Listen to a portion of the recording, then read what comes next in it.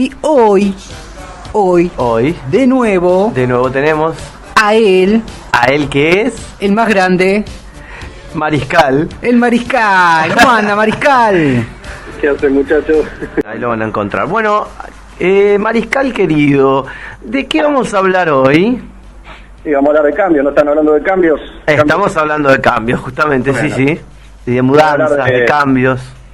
Bien, bueno, voy a hablar de un cómic, a ver si les suena, de un grupo de marginados que tienen poderes sobrenaturales, Ajá. que viven adentro de una mansión para tratar de aprender qué hacer con esos poderes, y están como liderados por un tipo que es muy inteligente en silla de ruedas. Wow, me encantó. Me encantó, muy bien, sí. ¿Qué les suena? ¿Los hombres X, puede ser? No, yo la de un patrol en realidad, pero bueno, si quieren Muy bien, Umbrella también puede ser. Claro, muy bien. Vamos a hablar de los X-Men, vamos a hablar de los... Claro, de un Patrol es de donde viene, ¿no? De donde lo plagiaron. Sí, qué sé yo, un Patrol es una historieta fuera de joda, es como la describí. No son mutantes, no son personas que nacen con poderes, sino algunos capaz que sí, de los personajes. Pero bueno, es una historieta de DC que curiosamente salió 4 meses antes aproximadamente. 4 meses. Sí. Como que se tienen un grupo de villanos que se llaman... Tiene un grupo de villanos que se llama la Hermandad del Mal, cosa que los X-Men, no sé si en el segundo o tercer número tienen un grupo de villanos que se llama la Hermandad de Mutantes Malvados. Y incluso bien. el diseño de los trajes... Que no se note. Coincidencias nomás, Claro. coincidencias. Pero bueno, son dos cosas distintas, más allá de las coincidencias o de la inspiración, digamos. Bien. Y entonces, ¿qué pasa con estos amigos X? Y bueno, si están hablando de cambios, lo que tiene interesante de X-Men es que se trata de dentro de la historieta mainstream, desde los 60 X-Men, o sea, mainstream, ¿cómo decirlo? Para que quede menos fashion, qué sé yo, la historieta principal, pochoclera, como le digo yo, es una historieta que se la jugó un poco en el sentido de que, a ver, en Marvel querían hacer algo como en DC, la Liga de la Justicia, y de esa manera saltaron los Cuatro Fantásticos. Ajá. Con la diferencia que se le ocurrió a Stan Lee de que sea como una familia, y para que le dio una temática diferente. Y como les fue bien con los Cuatro Fantásticos, quisieron hacer otro grupo así de superhéroes, Claro. pero que bueno, sea diferente. Se les ocurrió esta idea de que estos personajes ya nazcan con poderes. Claro. Entonces evitaban toda la explicación de dónde salen los poderes. Dicen, no, estos personajes son una raza nueva, se podría decir, ya nacen con poderes. Y eso llevó a cabo todo un cambio en el foco de la historieta, porque antes era, ¿de dónde le salieron los poderes? De una araña radioactiva, de un rayo gamma, de, no sé, rayos cósmicos, bueno. Se ahorraron varias páginas. Radiación, Que se ahorraron varias páginas con Claro, eso. Son mutantes, listos. Se agarraron toda la prehistoria del personaje antes de llegar al superhéroe, ¿no? Querían ahorrarse eso, pero bueno, sirvió para poner en foco cómo sería esa situación en la sociedad, ¿no? De repente nacen un montón de personas con poderes, porque una cosa es que el vecino Peter Parker tenga poderes de araña y qué loco, el vecino tiene poderes del hombre araña. Claro. Y otra cosa es que los vecinos tengan un hijo con poderes y tu tío tenga tu primo con poderes. Claro. Y así empieza a saltar gente con poderes en el mundo, y entonces la humanidad empieza a sentirse un poco amenazada sin querer queriendo, claro, porque dice, esto es una raza nueva, ¿qué onda? ¿Qué va a pasar? O sea, es un cómic que empieza a introducir como el factor social, digamos, de la problemática del superhéroe, que antes por ahí no estaba tan presente, era como el superhéroe con sus poderes y lo que hacía y combatiendo a los villanos, pero no la problemática social que puede generar que haya un montón de gente con particularidades sobresalientes, muy sobresalientes, frente al resto de la sociedad. Claro, encima de eso, el tema es que en esta historieta muchas veces los humanos son los villanos. Entonces no están muy considerados como superhéroes los X-Men, ni siquiera para ellos mismos, sino que es algo distinto. Entonces, no los rescatados, porque generalmente por los superhéroes rescatan a los humanos. Acá los humanos son los que se sienten amenazados, claro. Y por ende toman medidas que terminan siendo los villanos de la historieta muchas veces. ¿Cómo haríamos cualquier ser humano? Claro, ¿no? Sí. Te viene un tipo que... Los villanos de superhéroes son humanos también. Claro, sí. Pero bueno, acá el asunto es que en los 60, cuando empieza la historieta, empieza nomás ya te presenta el grupito de superhéroes, de mutantes jóvenes, que son un poco lo que conocemos a Cíclope, Jean Grey, el Hombre de Hielo, Bestia y Ángel. Que Ángel, tu tocayo. Tenía un poco más de plata nomás. Y sí, era hijo millonario. Y bueno, la cuestión es que liderados por Javier, en el sentido de que ya sabían que, bueno, en la primera historieta iban a enfrentar a un mutante que lo consideraban terrorista justamente, que era Magneto, porque el tipo no tenía el mismo sueño de Javier. Javier decía, yo entiendo lo que está pasando acá en el mundo con el surgimiento de los mutantes, y a los humanos les preocupa, pero tenemos que hacernos amigos de los humanos justamente, o no, mejor dicho, no hacer lo posible para hacernos enemigos, cosa de que no pase nada malo. Bien. Y Magneto, el tema con el señor Magneto es que es un tipo judío que cuando era pibe estaba en los campos de concentración nazi. Bien. Entonces vivió el tema de la discriminación y obviamente tiene otro punto de vista y dice, Javier, no jodas, acá nos van a discriminar tarde o temprano, y discriminación entre dos razas en todo el mundo es guerra, así que si no empezamos la guerra nosotros, si no empezamos la ofensa nosotros, después capaz que no tenemos defensa. Y bueno, entonces empieza eso. Es una temática que ha sido recurrente. Yo hace poco vi, ¿cómo se llama? El planeta de los simios, la trilogía nueva, y tiene más o menos una temática muy similar entre el personaje César, ¿no? Y el otro, ahora Nova se llamaba, no me acuerdo cómo se llama, Koba, el otro simio que decía, bueno, si no atacamos nosotros nos van a destruir, ¿no? Simio no mata simio. Exacto. Es un poco lo que pasa cuando hay un enfrentamiento entre dos razas o dos agrupaciones diferentes que bueno, una se siente amenazada por la otra, ¿no? Una cosa que me parece también curiosa del X-Men es que debe ser uno de los primeros pelados no malos, ¿no? Xavier debe ser uno de los primeros pelados que no sé, porque hasta ese momento, vos fíjate que en las películas y demás, siempre el pelado era malo. Como Lex Luthor. Claro, los pelados siempre eran malos, en cualquier situación, le hacían de canallas, de villanos. Es algo muy feo eso, porque uno que es pelado sufre esos estigmas. Claro, es un estigma tremendo. Paso me grita, pelado botón. El Capitán Picard, claro, pero es posterior. Claro. Ese, bueno, que es quien va a ser justamente el mismo actor después que, ¿no? Es el mismo actor. Ese justamente es el actor que va a ser de Charles Xavier. Pero digo, hasta ese momento, pensemos en el cine norteamericano, pienso un pelado famoso, Jules Briner, siempre hacía era el villano, casi siempre era... El rubio es bueno, el pelado es malo. Exactamente, ¿no? Así que bueno, es como hubo un cambio también en eso, en X-Men. Hubo un cambio, sí. Sí, la verdad que es una historieta en los 60 dentro del Pochoclo que plantea otra cosa diferente y que, bueno, se trata justamente de eso, de los cambios, de cómo de repente en la familia tenés una persona totalmente distinta y cómo te afrontás a eso. Así que eso es algo también un poco llamativo en esa época. Hoy se habla mucho de inclusión, pero X-Men tiene muchísimo de inclusión. No capaz tanto de sus inicios, pero sí lo fueron explotando cuando se dieron cuenta del potencial que tenía eso. Claro. A lo largo de los años. En los 60 X-Men no sé qué tirada tuvo, como 60 cómics, y le empezó a ir mal y le dieron de baja al primer volumen, digamos. Ajá. Y en los 70 se volvió a rescatar con todo un grupo nuevo de mutantes, y cada mutante era de un país distinto. Tenían a Wolverine de Canadá, a Banshee creo que era de Irlanda, bueno, había un chino también, estaba Tormenta, no me acuerdo dónde, de África. Y tal vez tiene algo que ver con esto de la época, ¿no? En la que empezó el cómic, ¿no? Tal vez todavía estaba muy... sí, no sé, ese cómic o sea, el segundo volumen de X-Men, que parecen todos estos personajes que muchos como Wolverine los conocemos más tal vez que a los demás.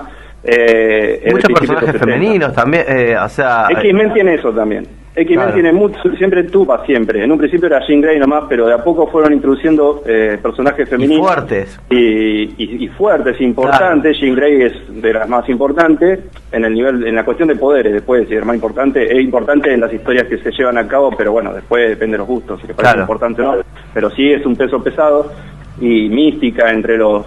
Bueno, villanos iba a decir. Lo que tiene X-Men es eso, justamente. Dentro de la historieta de superhéroes, que era todo más o menos blanco y negro, empiezan a aparecer grises. Entonces, con esta postura de Magneto, por ejemplo, que es un villano, pero que tiene un pasado que dada la situación que no quiere volver a vivir, tiene cierto justificativo, y que los malos se vuelven buenos de vez en cuando, después vuelven a ser parte de los malos, incluso los buenos empiezan a ser a veces parte de los malos. Como en Game of Thrones. Sí, es eso, ¿viste? Se empieza a plantear cosas humanas justamente con personajes que no consideran humanos, que son los mutantes. Bien, eso está bueno. Lo que es muy interesante. Más de Marvel, a mí X-Men es lo que siempre me llamó la atención, pero por lejos. Sí. Y Coincide, el resto de la editorial, a mí también, sí, también. no me llama la atención, la verdad. Sí, sí. Y, o sea, a mí como editorial me gusta más DC, pero la historieta X-Men y todo el universo que logró desde el 60 hasta ahora, que es continuo, no tuvo interrupciones, no tuvo reseteos, que eso es una gran ventaja con respecto a DC, que tiene 1000 reseteos. Bueno, justamente la historieta que logró X-Men, la mitología que logró, me gusta mucho más que muchas, la mayoría de las historietas de DC. Ha logrado eso X-Men. Claro. Por eso le tengo miedo ahora cuando el señor Ratón de la con mano el USM, a ver qué pasa con el USM. Ahora se incluye en el... qué sé yo, sí, le tengo miedo al Ratón porque para mí Disney no puede dejar de ser Disney. Hablando de mudanzas, ¿no? Porque hoy que estamos con el tema de las mudanzas, todo el tema de qué va a pasar con X-Men, que es una pregunta, tiene que ver justamente con la mudanza de X-Men a todo el emporio Disney, ¿no? Porque ahora pasa Marvel Studios, que es parte de Disney, y bueno, ahora se viene... Vamos a ver qué pasa, que continuarán con algo, lo descartarán, pondrán un multiverso en donde aparezcan distintas versiones, bueno, hay que ver, ¿no? Está todo raro el asunto. Sí, sí. Y bueno, después en los 80 justamente X-Men saca una novela gráfica, bueno, novela gráfica, el límite entre novela gráfica e historieta todavía es medio tenue, pero bueno, la novela gráfica es una historieta de principio a fin, en este caso dibujada hecha especialmente para un público más maduro y ya con una tapa más llamativa. En fin, es una excusa decir es novela gráfica para que impacte un poco más, pero es verdad que es una historia que destaca, que se llama Dios ama, el hombre mata. Ajá. Y es una historieta donde aparece un villano que aparece en las películas de X-Men, que se llama el reverendo Striker, que es un reverendo. Es lo típico que nos surge a la cabeza de un reverendo HDP.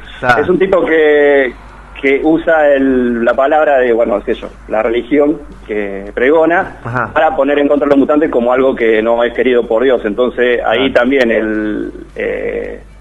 la discriminación, digamos, crece. Es una historieta muy bien planteada. Lo único que tengo que decir de esa historieta que me da gracia por lo irónico, la historieta que habla sobre la discriminación, es que hay un personaje, uno de los protagonistas que te va llevando la historia, es Kitty Pryde, que es una judía también, y que en una parte de la historieta queda de noche dentro de un, ¿cómo se llama acá? No me sale, en la oscuridad, en una calle sin salida, digamos. Un callejón. En un callejón y sin salida, y bueno, y aparecen 4 hombres, ninguno rubio, ojos celestes. Típico. Se vuelven peligrosa la situación. Uno es descendiente, se nota por el dibujo, uno es descendiente asiático, el otro es descendiente indio, de India, el otro es descendiente africano, y el otro es descendiente latinoamericano, y la empiezan a bardear. O sea, la historieta trata sobre la discriminación. Es el otro, ¿no? Claro.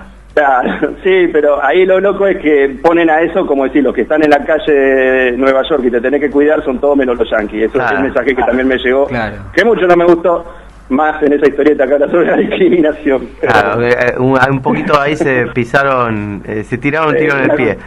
Bueno, muy bien. Y además, bueno, tuvo varios reflotar, ¿no? Porque reflotó fuerte en los 90 con las animaciones, ¿no? Ese dibujito donde sale la música, es de ahí, ¿no? Sale de esa animación, que fue creo que uno de los dibujitos animados más de superhéroes mejores de por esa lo menos época. ha marcado nuestra generación. Sí, un montón. Son adaptaciones muy buenas de lo que era la historieta. Claro, muy los de Batman. Es un muy buen resumen. De eso y los de Batman me parecen que fueron los mejores de los 90. Yo recuerdo haber tenido el álbum de X-Men y comprarme la figurita de los X-Men. Claro, es que además eso generó mucho fanatismo con los X-Men.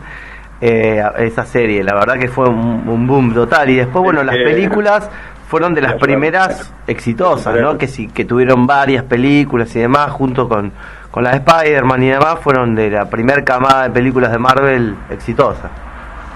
Sí, bueno, en los 90 justamente, o sea, la historieta de X-Men se llamaba Uncanny X-Men, que no sé muy bien cuál era la traducción de Uncanny. No sé, no sabemos tampoco bueno, acá, ahora se llamaba así.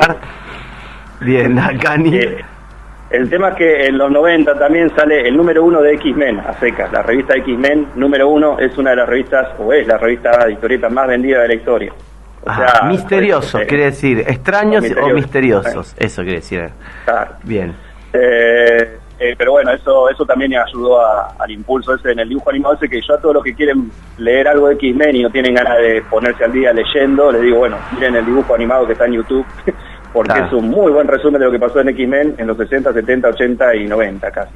Bueno, muy bien. Bueno, querido Ángel, entonces estuvimos hablando sobre los X-Men, estuvimos hablando sobre esta historia que trata de este grupo de inadaptados en algún punto, pero con poderes sobrenaturales y demás.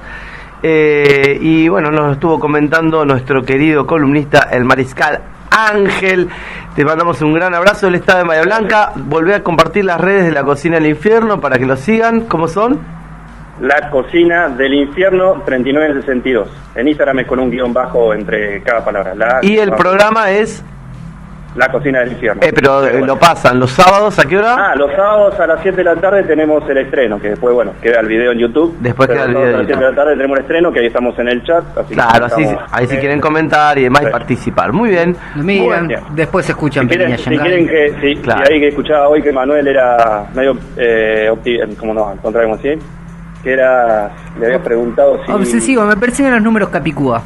Eso, porque es de los números, eso. No, si querés que te rompa la cabeza con un poco de numerología, me acordé de una cosa, esta semana justo estaba dando una clase y me acordé de una cosa de química muy particular. Bueno, cierto, porque nuestro amigo es químico, hay que decir, ingeniero, licenciado en química. Yo creo que le deberíamos poner esa cortina, ¿no? Química entre los dos. Banda de turistas. Muy bien. Bueno, los átomos forman la materia, ¿sí? Y cada átomo está formado por un determinado número de partículas que le dan su identidad. Por ejemplo, el carbono, bueno, o sea, cualquier átomo está formado por neutrones, electrones y protones.